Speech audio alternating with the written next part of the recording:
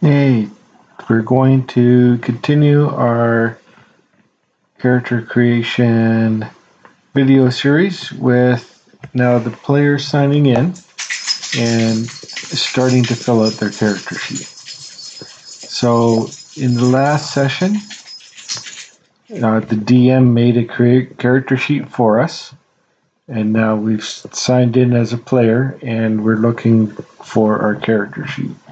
And depending on how your DM sets this up, our DM likes to use all these nice folders.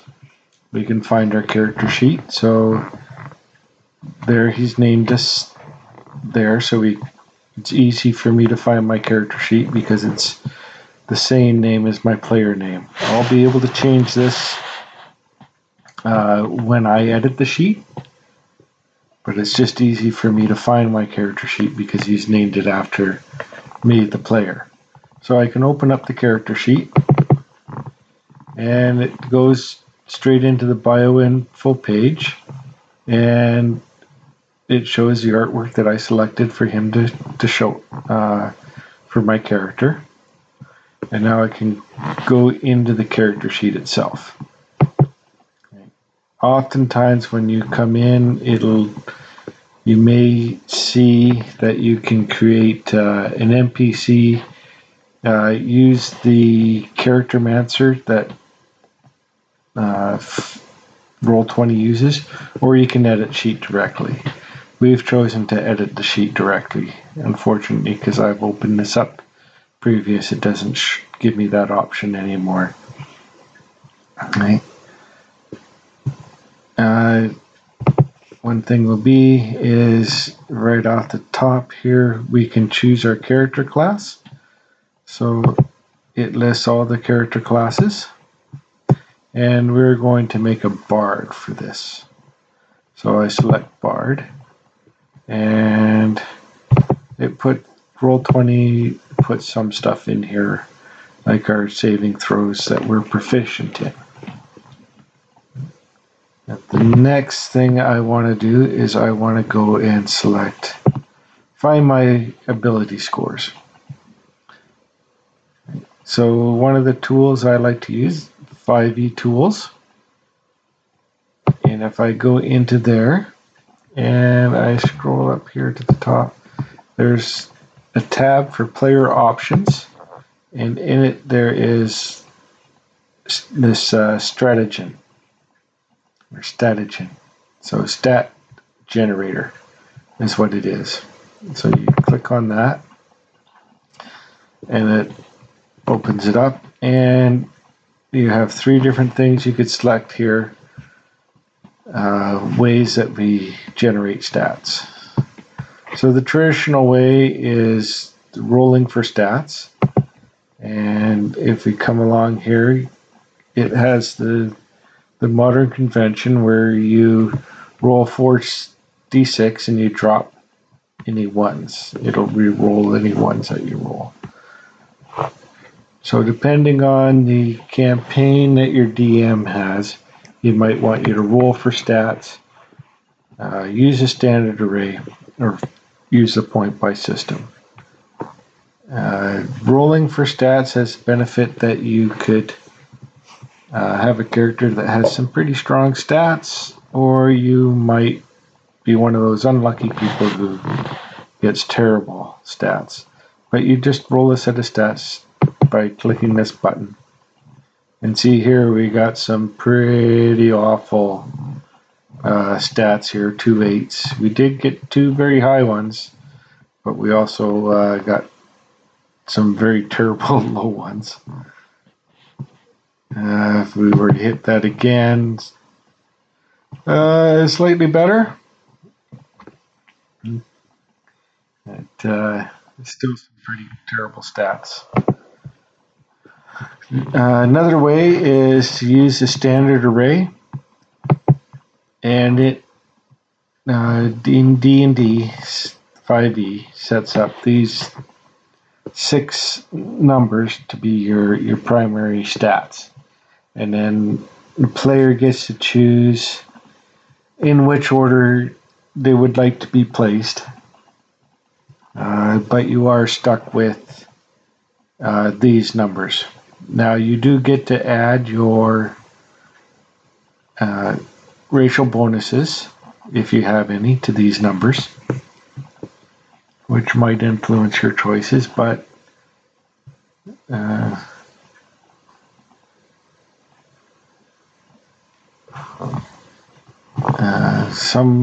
and then most other DMs like to use the point buy system.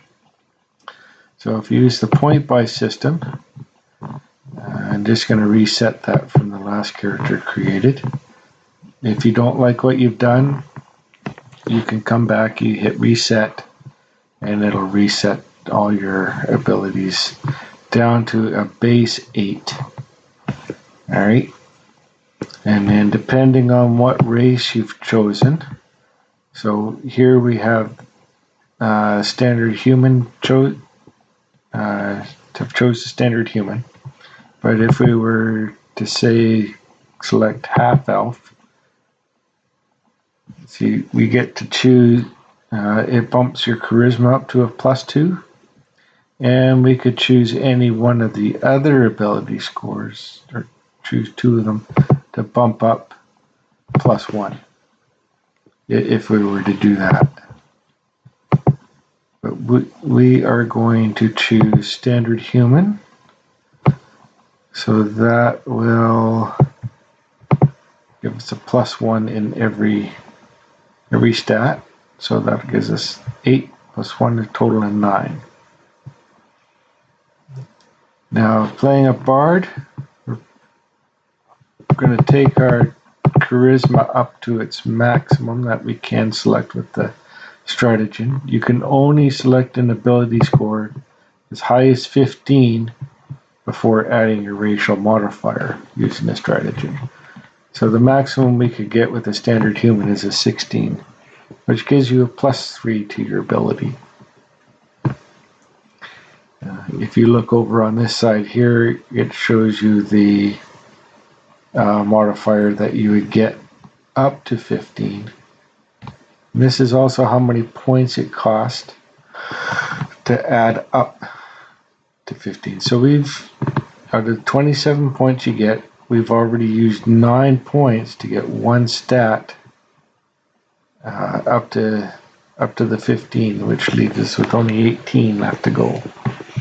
You notice that at the 14 and 15 mark, where we get our +2 modifiers, it's starting to cost us more points. So if we made a very average character, we could get up to 12 or 13 in every ability score, having +1, but then we wouldn't have any +2 or +3s. But let's add some more in. Our bard, I want to take to minimum in strength and dexterity first.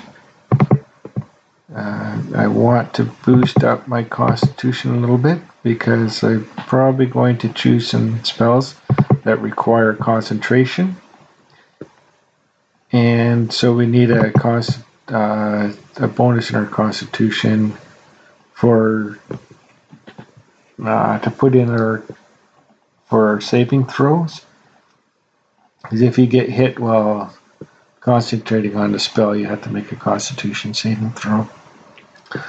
So maybe a +1 will be just that little bit to keep us from losing our concentration. And I'm going to make a lore bard, most likely, so from the College of Lore. And with the skills that I plan on choosing, many of them require intelligence and wisdom. So I'm going to boost those up so I get at least a +1 modifier in those. And we'll see how many points we have remaining. Okay, so far I got 2 10s, 3 12s, and a 16. Let's give ourselves a +2 there. I have 3 points remaining. I'd like to kind of give myself a little armor class, hopefully prevent from being hit.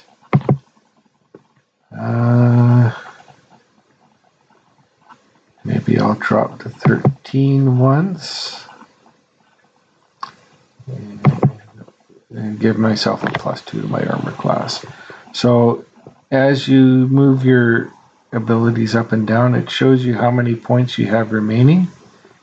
If you were to go too high, it shows you a negative value. So you have to go back down until you remain at 0. So that's pretty good.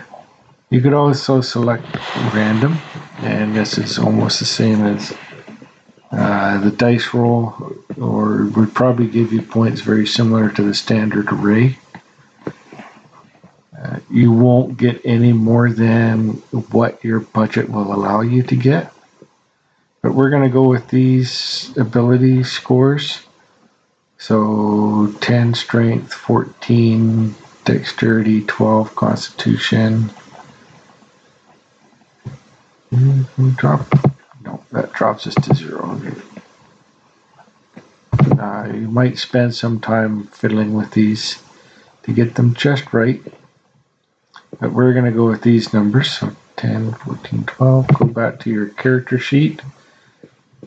So we put a 10 in strength. Modify our dexterity to 14. Our constitution to 12. Intelligence is 14, wisdom 13. So we can go 14.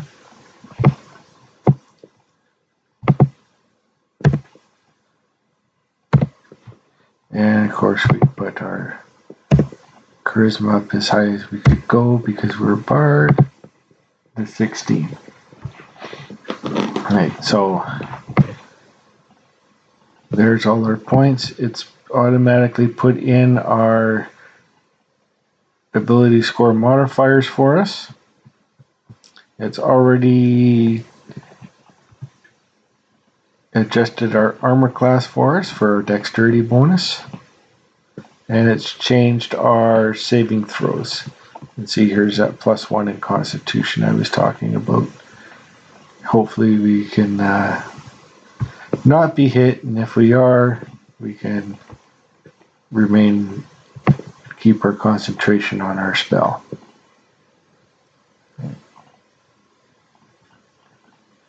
That's it for ability scores. Now we'll take a look at our class. We can use our book, or we can use 5e tools here. So we go to the home screen and you can select classes. So we go down to Bard.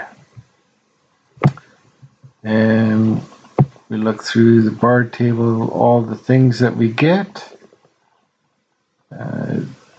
Shows us our cantrips, our spells, how many we get, how many we can cast between any given rest period.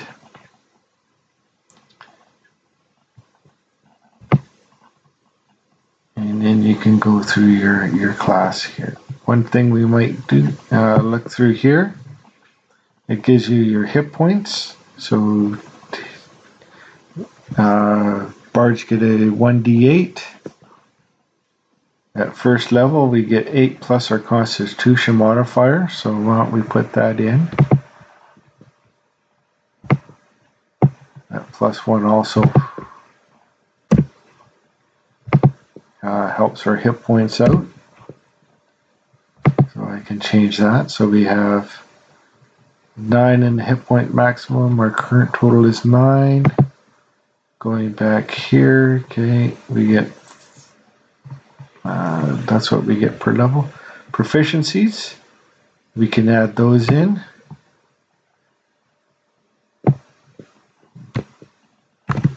I can copy and paste those from here, or I could read them from the book and put them in. So they go into the proficiencies tabs down here, and that was an armor proficiency, and that's light armor. And if you click that, it'll close that off. Then you always have this for reference. And to add a new field, just hit that plus sign, it'll open up a new field. We'll go back, and it shows us what we get for weapon proficiencies. So we can highlight a bunch, select a bunch of these. We're proficient with all simple weapons. So these are weapon proficiencies. Select weapon. And paste that into there. Close that. We go back. Hand crossbows. We get to use hand crossbows.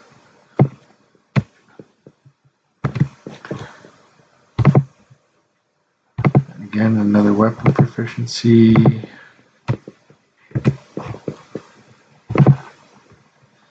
And one more. We get to use long swords, rapiers, and short swords. So we can place that in there. Again, weapon proficiencies. We could put one of these, each of these on their own line, but I'm just going to put them all in one line to save us time. And tools. We get a choice of 3 musical instruments as part of our class feature. So that goes here. I'm not ready to select the my instruments yet, so I'm just going to leave that blank for now. We'll come back to that at another point. And we get our saving throws, dexterity, and charisma. Once we selected Bard, it's already put those into us. It's already checked dexterity and charisma for us, so we don't have to do that. And skills, choose any 3. So we go down to skills, and you can select any 3 skills that you would like. We're going to get 2 more, at least 2 more from our background. We haven't chosen our background yet. As a bard, I'm going to take performance, persuasion, and why don't we take history? These choices are all up to you. There's no the bard doesn't have a limit to which ones. Many classes have a choice that you have to take 2 of, and it gives you a short list, but bard, you're allowed to select any 3. We're going to save our choice of equipment for another video, so we'll just skip over that. We don't need to worry about multi-classing. So we'll go to the next section here I like to fill out, and that's down here where it shows us our features and traits. So these are features and traits that we gain from our class and background, as well as we can put any feats if we gain feats, if the DM allows that. We put those in here, and then we always have a reference for them. So what we could do is we go back over here, and one of the traits that we get is Bardic Inspiration. So you can come down here and you could select Bardic Inspiration.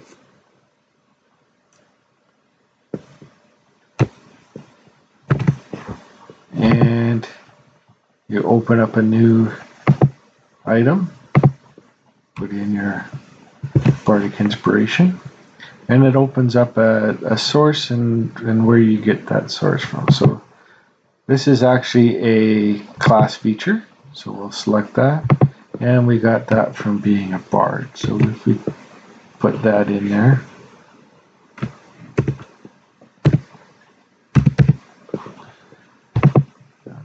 then it goes into where you can select the field. Okay, so see how much of this we need.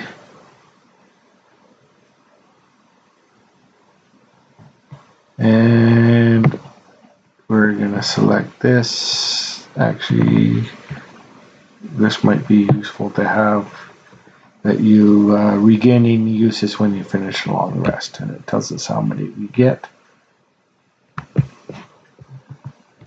So if I put this here, and it shows up there.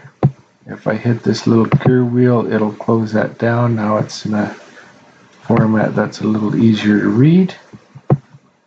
And if I want to save myself some space, just click on the Bardic Inspiration, the headline, and it'll close that down. If I need to open it up again to read it, to remind myself, just click on the headline and it'll open it up, and then I can read the whole thing.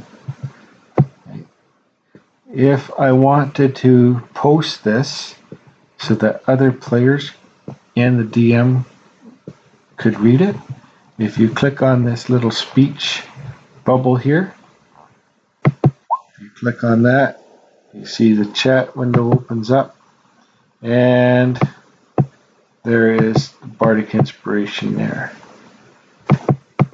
So it puts it in the chat so that everybody knows exactly what it does. So if you were to say select another player and give their character a D6 inspiration, you could hit this little bubble and it would pop it up in chat, and then they could read it and they could know exactly what they get to do with that D6. We're going to close that down for now. So we could go through and we could select all these abilities and we could add them in one at a time as we go down the sheet. But there's a couple other neat tricks we could do to speed this along. Right. So if you can select your journal. If you have the special add-on from 5e Tools, is that you can temporarily import items and things, and if you select that, you can come over here, select the classes, import the classes from the 5e Tools, select the Bard, and you can import Bard. Select OK. And here, we're only playing a first level Bard, so I don't need to worry about the other colleges yet, not until we get to level 3. Right, so if I select Bard here and pull it onto the character sheet, right, it comes up with all the levels that you get class features from. We are going to just put in number 1. So we click OK. And what that does for us, close this, is that it automatically populates. It puts in our spell casting. There's new thing in the Unearthed Arcana where you get magical inspiration, and another player could use it to increase the number of the damage or healing they get on spells. So that's a new neat thing. It adds your another thing, spell versatility. There should be your spell casting, okay, the number of cantrips, it puts a lot of information, probably more than we really need. It puts in your ritual spell casting. If you know a particular spell, you could cast it as a ritual, taking the extra time. Spell casting focus. Okay. You can use your musical instrument as a spell casting focus, so you don't have to have the same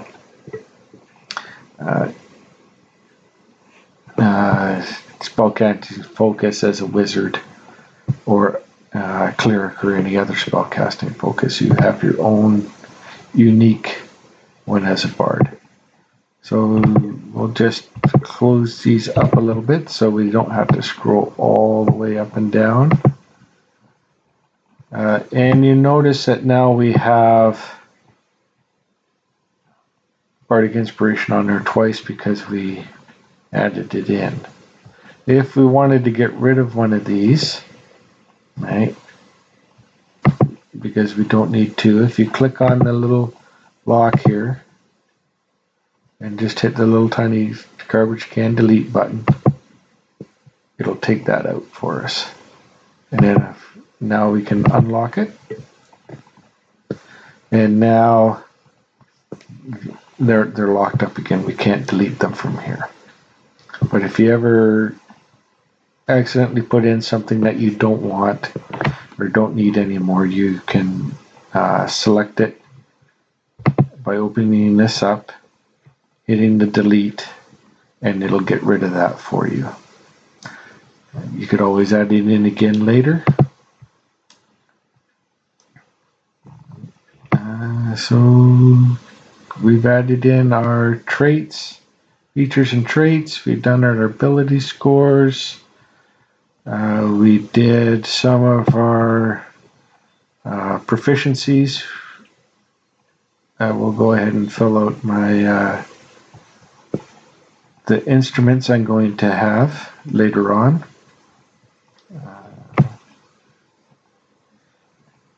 And I think that's it for now. Next, we can select our race here.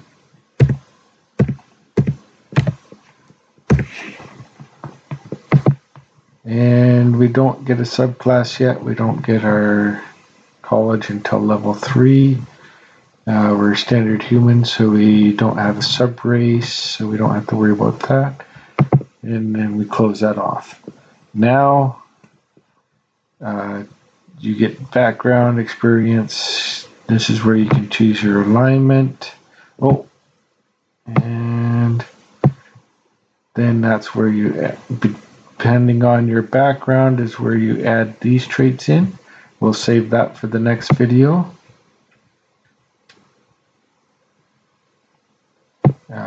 What we can do now is you can change your name. Right, so this character's name, I'm going to name her Gloriana will be her name. Selected last name. We are a bard after all.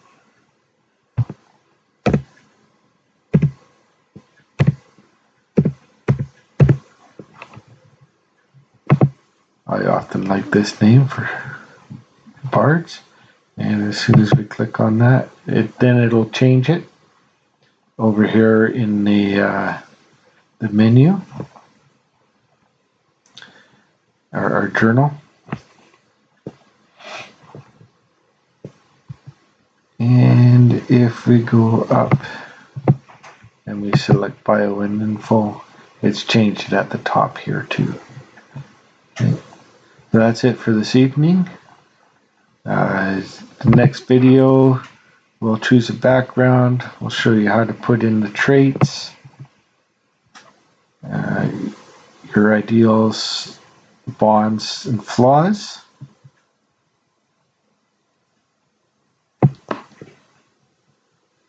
That's it.